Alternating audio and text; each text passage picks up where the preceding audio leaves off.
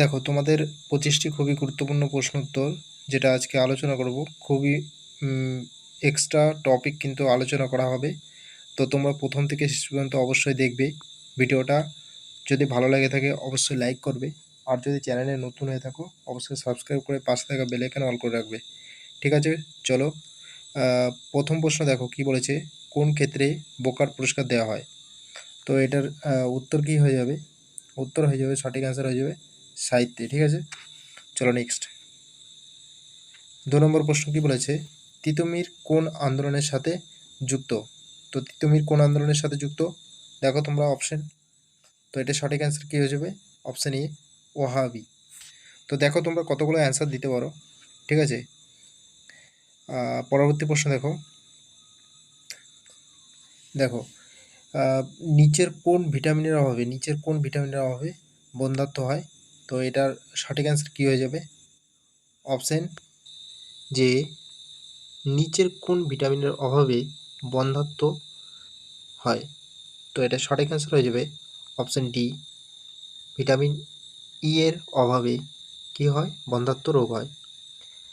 আর vitamin B ওয়ানের অভাবে beriberi হয়। ভিটামিন এ এর অভাবে কী হবে? রাতকানা। আর ভিটামিন কে হচ্ছে রক্ত তঞ্চনে সহায়তা করে না। এবার দেখো এর পাশাপাশি এগুলো মনে রাখবে যে ভিটামিন ই প্রজনন স্বাস্থ্যের জন্য গুরুত্বপূর্ণ এবং এর অভাবে প্রজনন ক্ষমতা হ্রাস পেতে পারে। ওকে, দেখো নেক্সট প্রশ্ন, ম্যাকমোহন সীমান্ত রেখা কোন দুটি দেশের সীমানা নির্দেশ করে? তো নিচে অপশন দেখো, ভারত ও পাকিস্তান, বি আছে ভারত ও নেপাল, সি ভারত ও বাংলাদেশ, ডি কোনোটি নয়। তো এটা সঠিক অ্যান্সার কী হয়ে যাবে? অপশান ডি হয়ে যাবে সঠিক অ্যান্সার, কোনোটি নয়। কারণ ম্যাকমোহন লাইন বা সীমান্ত রেখা ভারত ও চীনের মধ্যে আছে। এর পাশাপাশি এগুলো মনে রাখবে যে 3 বিঘা করিডর ভারত ও বাংলাদেশের মধ্যে আছে, 3 বিঘা করিডর, খুবই ইম্পর্টেন্ট। আর ডুরান্ড লাইন, যেটা খুবই গুরুত্বপূর্ণ প্রশ্ন, যে ডুরান্ড লাইন কোন কোন দেশের সাথে সীমারেখা আছে? তো এটা পাকিস্তান, আফগানিস্তান, অনেক সময় ভারত ও আফগানিস্তান কিন্তু অপশানে পেয়ে যাবে, তখন কিন্তু ভারত ও পাকিস্তান করতে হবে তোমার। দেখো লাইন অফ কন্ট্রোল ভারত ও পাকিস্তানের মধ্যে আছে লাইন অফ কন্ট্রোল, আর যদি বলে লাইন অফ অ্যাকচুয়াল কন্ট্রোল তখন হয়ে যাবে ভারত ও চীন। ওকে, নেক্সট দেখো রেড ক্লিফ লাইন, এটাও কিন্তু খুব ইম্পর্টেন্ট, যে ভারত ও পাকিস্তানের মধ্যে আছে, এর সাথে যুক্ত আছে। নেক্সট চলে যাব, 5 নম্বর প্রশ্ন বলেছে, a brief history of time বইটি কে লিখেছেন? তো a brief history of time বইটি লিখেছেন, অপশান কী হয়ে যাবে? অপশান বি হয়ে যাবে কারেক্ট অ্যান্সার, স্টিফেন হকিংস। এর পাশাপাশি আরও কিছু প্রশ্নোত্তর দেখো অনলাইনার, তো তোমরা দেখে নাও, খুবই গুরুত্বপূর্ণ কিন্তু। দেখো বলছে the race of my life কার লেখা? মিল্খা সিংয়ের। তারপর দেখো দ্য সাবস্ট্যান্স অ্যান্ড শ্যাডো, এটি হচ্ছে দিলীপ কুমারের আত্মজীবনী। প্লেইং ইট মাই ওয়ে, এটা সচিন তেন্ডুলকরের আত্মজীবনী। গ্রেটেস্ট মাই ওন স্টোরি, এটা মোহাম্মদ আলী। ঠিক আছে, আত্মকথা কার আত্মজীবনী? না ডক্টর রাজেন্দ্র প্রসাদের। আর মাই ইলাস্ট্রেটেড কেরিয়ার সেন ওয়ানের। ঠিক আছে, নেক্সট দেখো the test of my life, যে যুবরাজ সিংয়ের। এছাড়াও playing to win Saina Nehwal. Okay, খুবই গুরুত্বপূর্ণ। তারপর দেখো কম্পিউটারের প্রথম ভাষা ছিল কোনটি? তো এটা সঠিক অ্যান্সার হয়ে যাবে অপশান ডি হয়ে যাবে কারেক্ট অ্যান্সার, ফরট্রান। নেক্সট প্রশ্ন, কলিন্য প্রথার প্রচলন কে করে? তো কলিন্য প্রথার প্রচলন করেছিলেন, অপশান দেখো, option C correct answer, Ballal Sen. Next, Ballal Sen অদ্ভুত সাগর, দান সাগর বই দুটি রচনা করেন। আর এটা মনে রাখবে, কবি জয়দেব হলেন লক্ষণ সেনের সভাকবি। ওকে, নেক্সট প্রশ্ন, আরবিআই কত সালে জাতীয়করণ হয়? তো এটা সঠিক অ্যান্সার হয়ে যাবে অপশন সি, 1949 খ্রিস্টাব্দে। তো আরবিআই প্রতিষ্ঠিত হয়েছিল কত খ্রিস্টাব্দে? এটা মনে রাখবে 1935। ঠিক আছে, আরবিআই প্রতিষ্ঠিত হয়েছিল 1935 সালে। দেখো নেক্সট প্রশ্ন, আজীবক ধর্মের প্রবক্তা কে ছিলেন? তো এটা সঠিক অ্যান্সার হয়ে যাবে অপশন সি, ঘোষাল। নেক্সট দেখো 10 নম্বর প্রশ্ন বলেছে, ভারতীয় সংবিধানের কোন অনুচ্ছেদে মৌলিক কর্তব্য সম্পর্কে বলা হয়েছে? তো এটা সঠিক অ্যান্সার হয়ে যাবে অপশন ডি, 51A, ঠিক আছে, অনুচ্ছেদে। নেক্সট বলো তো, মৌলিক কর্তব্য কোথা থেকে, কোন দেশ থেকে নেওয়া হয়েছে? মৌলিক কর্তব্য বলো, যদি জেনে থাকো অবশ্যই কমেন্ট করো। নেক্সট প্রশ্ন দেখো 11 নম্বর, আর বর্তমানে কয়টি মৌলিক কর্তব্য আছে কমেন্টে বলো। দেখো 11 নম্বর প্রশ্ন, যখন কোনো বস্তুকে অবতল দর্পণের মেরু এবং ফোকাস এর মধ্যে রাখা হয় তখন বস্তুটির চিত্রের আকার কীরূপ হবে? ঠিক আছে, তো এইটার ফিজিক্স থেকে একটা প্রশ্ন, ঠিক আছে, তোমাদের আলোক চ্যাপ্টার থেকে। তো এটা সঠিক অ্যান্সার হয়ে যাবে অপশন বি, বড় হবে। ঠিক আছে, নেক্সট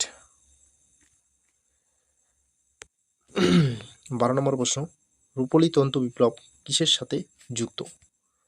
তো দেখো, চামড়া, তেলবীজ, পাট না তুলো? তো এটা সঠিক অ্যান্সার হয়ে যাবে অপশন ডি, তুলো। এর পাশাপাশি এগুলো মনে রাখবে, সবুজ বিপ্লব যেটা চাল ও গম, ঠিক আছে, চাল ও গমের সাথে উৎপাদনের বৃদ্ধির জন্য সবুজ বিপ্লব। তারপর শ্বেত বিপ্লবটা দেখো, দুধ উৎপাদনে, ঠিক আছে, যা অপারেশন ফ্লাড নামেও পরিচিত। এই শ্বেত বিপ্লব দুধ উৎপাদনে বৃদ্ধি এবং যা অপারেশন ফ্লাড নামে পরিচিত। ঠিক আছে, নীল বিপ্লব যেটা হচ্ছে মাছ ও জলজ খাদ্য উৎপাদনে বৃদ্ধি। হলুদ বিপ্লব যেটা, সেটা তৈলবীজ বিশেষ করে সরিষা, ঠিক আছে, ও তিলের উৎপাদন বৃদ্ধি হচ্ছে এই হলুদ বিপ্লব। ঠিক আছে, রূপালী বিপ্লব যেটা, সেটা হচ্ছে পোলট্রি ও ডিম উৎপাদন। আর আমরা কি বললাম, রূপালী তন্তু বিপ্লব, তুলো। ঠিক আছে, আর হচ্ছে দেখো রূপালী তন্তু বিপ্লব যেটা তুলো উৎপাদন। ঠিক আছে, নেক্সট দেখো আরও কিছু আছে পয়েন্ট, আমি সবই দিয়ে দিয়েছি, এর বাইরে কিছু নেই, তো এইগুলোর মধ্যেই দিবে। তো সোনালী বিপ্লব হচ্ছে পাট উৎপাদন বৃদ্ধি, আর বাদামি বিপ্লব চামড়া, কোকো, ঠিক আছে, উদ্যান পালন সম্পর্কিত হচ্ছে, ঠিক আছে, বৃদ্ধি। আর কালো বিপ্লব পেট্রোলিয়াম উৎপাদন বৃদ্ধি, বিশেষ করে ইথানল উৎপাদন। আর এখানে দেখো গোলাপি বিপ্লবটা দিয়েছিলাম না, দিইনি। গোলাপি বিপ্লব কী হয়ে যাবে, পেঁয়াজ। ঠিক আছে, তো নেক্সট 13 নম্বর দেখুন, নীলগিরি পর্বতের সর্বোচ্চ শৃঙ্গের নাম কি? তো নীলগিরি পর্বতের সর্বোচ্চ শৃঙ্গ হয়ে যাবে অপশন এ, দোদাবেতা। তো এই দোদাবেতা নীলগিরি পর্বতের সাথে সাথে তামিলনাড়ু রাজ্যের সর্বোচ্চ শৃঙ্গ। ঠিক আছে, এটা মনে রাখবে, এক্সট্রা পয়েন্ট। আরও এক্সট্রা পয়েন্ট দেখো এখান থেকে, পর্বত শৃঙ্গ থেকে, ভারতের সর্বোচ্চ শৃঙ্গের নাম কি? তখন হয়ে যাবে কাঞ্চনজঙ্ঘা। নেক্সট, পশ্চিমঘাট পর্বতমালার সর্বোচ্চ শৃঙ্গ কী হয়ে যাবে, আনাইমুদি। সাতপুরা পর্বতশ্রেণী সর্বোচ্চ শৃঙ্গের নাম ধূপগড়। আরাবল্লী পর্বতশ্রেণী সর্বোচ্চ শৃঙ্গের নাম গুরুশিখর। পূর্বঘাট পর্বতমালার সর্বোচ্চ শৃঙ্গ হচ্ছে জিন্দাগাড়া। আর দেখো নীলগিরি পর্বত যেটা পূর্বঘাট ও পশ্চিমঘাট পর্বতমালার সংযোগস্থলে অবস্থিত। ওকে, নেক্সট প্রশ্ন 14 নম্বর প্রশ্ন দেখো, কানহা জাতীয় উদ্যান কোন রাজ্যে অবস্থিত? তো এই জাতীয় উদ্যান থেকেও কিন্তু WPKP বিগত বছরে দেখতে পাবে প্রশ্ন কিন্তু থাকবেই, এবছরও থাকবে। তোমরা অবশ্যই এই টপিকটা খুব ভালো করে পড়তে হবে তোমাদের। তো দেখো, কানহা জাতীয় উদ্যান কোন রাজ্যে অবস্থিত? তো এটা সঠিক অ্যান্সার হয়ে যাবে অপশান এ, মধ্যপ্রদেশ। এর পাশাপাশি এগুলো মনে রাখবে যে করবেট জাতীয় উদ্যান, যেটা রয়েছে নৈনিতাল উত্তরাখণ্ডে, করবেট জাতীয় উদ্যান আমাদের হচ্ছে সবচেয়ে প্রাচীনতম জাতীয় উদ্যান, ঠিক আছে, যেটা আমাদের উত্তরাখণ্ডে রয়েছে। তারপর দেখো কানহা জাতীয় উদ্যান, কী বললাম, কানহা জাতীয় উদ্যান, যেটা আমাদের মান্দাই মধ্যপ্রদেশে। পালামৌ ব্যাঘ্র প্রকল্প, যেটা ব্যাঘ্র অভয়ারণ্য, সেটা ডালটনগঞ্জ ঝাড়খণ্ডে রয়েছে পালামৌ। সরিস্কা অভয়ারণ্য যেটা, সেটা রয়েছে ভরতপুর রাজস্থানে, ঠিক আছে। এবার দেখো নেক্সট প্রশ্ন একটা কম্পিউটার থেকে, কম্পিউটারের গতি পরিমাপের একককে কি বলে? তো কম্পিউটারের গতি পরিমাপের একককে বলে, অপশন ডি হয়ে যাবে কারেক্ট অ্যান্সার, হার্জ, ঠিক আছে। পরবর্তী প্রশ্ন দেখো 16 নম্বর প্রশ্ন, রাজ্য প্রশাসনিক ট্রাইব্যুনালের, ঠিক আছে, চেয়ারম্যানকে কে নিয়োগ করে? ঠিক আছে, তো এটা সঠিক অ্যান্সার হয়ে যাবে অপশন বি, রাষ্ট্রপতি। ওকে, তো স্টেট অ্যাডমিনিস্ট্রেটিভ, ঠিক আছে, ট্রাইব্যুনালের চেয়ারম্যান বা সদস্যকে নিয়োগ করেন রাষ্ট্রপতি। ওকে, নেক্সট 17 নম্বর প্রশ্ন, নীতি আয়োগের বর্তমান সিও প্রধান নির্বাহী আধিকারিক, ঠিক আছে, তো কে? নীতি আয়োগের প্রধান নির্বাহী আধিকারিক কে বর্তমানে আছে? সিও কে আছে, তো এটার সঠিক অ্যান্সার হয়ে যাবে অপশানে বি.ভি. আর সুব্রমণ্যম। ওকে, নেক্সট প্রশ্ন দেখো, নিচের কোন খেলোয়াড় লাহোর এক্সপ্রেস নামে পরিচিত? তো এটার সঠিক অ্যান্সার হয়ে যাবে অপশান বি, শোয়েব আখতার, ঠিক আছে।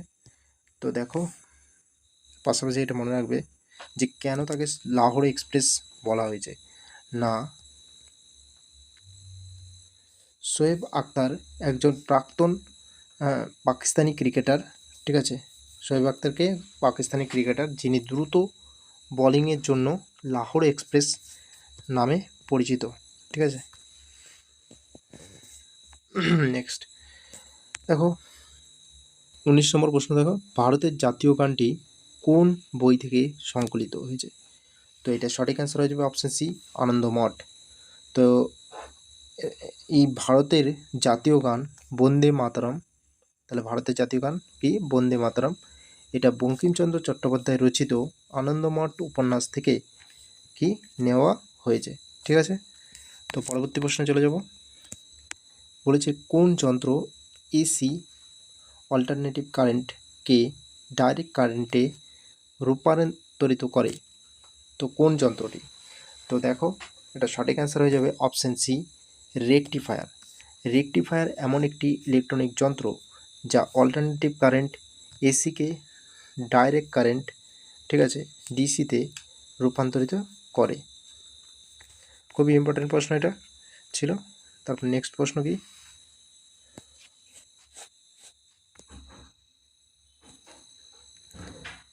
দেখো 21 নম্বর প্রশ্ন, কোন পরিকল্পনায় মুদ্রাস্ফীতি নিয়ন্ত্রণকে গুরুত্ব দেওয়া হয়েছিল? তো তো এটা সঠিক অ্যান্সার হয়ে যাবে অপশান সি, ষষ্ঠ।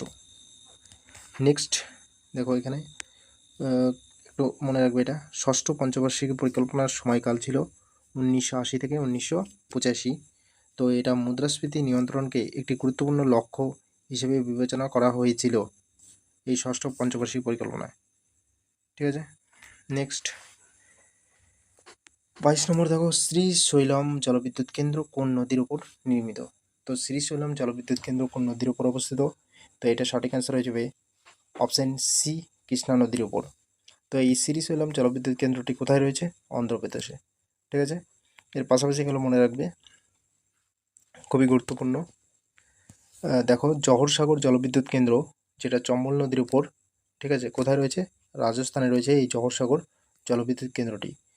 তারপর সর্দার সরোবর জলবিদ্যুৎ কেন্দ্রটি কোথায় রয়েছে? নর্মদা নদীর উপর, কোথায় রয়েছে? গুজরাটে, সর্দার সরোবর জলবিদ্যুৎ কেন্দ্রটি। তারপর দেখো মেট্টুর জলবিদ্যুৎ কেন্দ্র যেটা, সেটা হচ্ছে কাবেরী নদীর উপর, ঠিক আছে, কোথায় রয়েছে? তামিলনাড়ু রয়েছে। ওকে, তামিলনাড়ু রাজ্যে রয়েছে।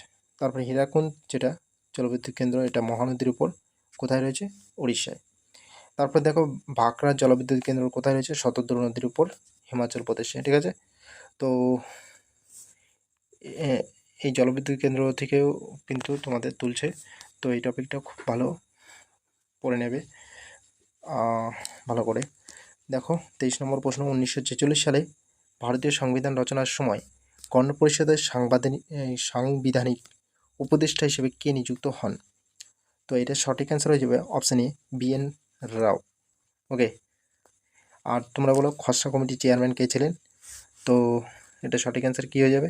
BR আম্বেদকর। ঠিক আছে, তো খসড়া কমিটির চেয়ারম্যানের সদস্য কতজন ছিল? 7 জন। ঠিক আছে, মনে রাখবে। তো 7 জনের মধ্যে এই গোপাল স্বামী আয়েঙ্গার ছিল, কে মুন্সি। ঠিক আছে, 7 জনের নামটা মনে রাখবে। আমি সবগুলো বললাম না, তোমরা একবার দেখে নেবে। তারপর দেখো ভারতীয় মুদ্রায় 2000 টাকার নোটে নিচের কোন নকশাটি রয়েছে? তো 2000 টাকার নোটে কি আছে? তো এটা সঠিক অ্যান্সার হয়ে যাবে অপশান ডি মঙ্গলযান। ওকে, এর পাশাপাশি এগুলো মনে রাখবে। 10 টাকার নোটে কোণার্কের সূর্য মন্দিরের ছবি আছে। 20 টাকার নোটে ইলোরার গুহার ছবি রয়েছে। ঠিক আছে, তারপরে 50 টাকার নোটে আছে হাম্পির ছবি। 100 টাকার নোটে আছে রানী কি বাগ। 500 টাকার নোটে আছে লাল কেল্লার ছবি। ওকে, দেখো আমাদের 4টি মহৎ সত্য ধারণাটি নিচের কোন ধর্মের অন্তর্গত? তো এটা সঠিক অ্যান্সার হয়ে যাবে অপশান সি বৌদ্ধ ধর্ম। তো এই ছিল তোমাদের 25টি গুরুত্বপূর্ণ প্রশ্ন উত্তর। তো ভালো লাগলে অবশ্যই লাইক করবে, আর চ্যানেলে নতুন হয়ে থাকলে অবশ্যই সাবস্ক্রাইব করে পাশে থাকা বেল আইকন অল করে রাখবে। Thank you for watching everyone. প্রতিদিন ভিডিওগুলো দেখো, খুবই উপকার হবে তোমাদের, আর বেশি বেশি করে শেয়ার করে দাও।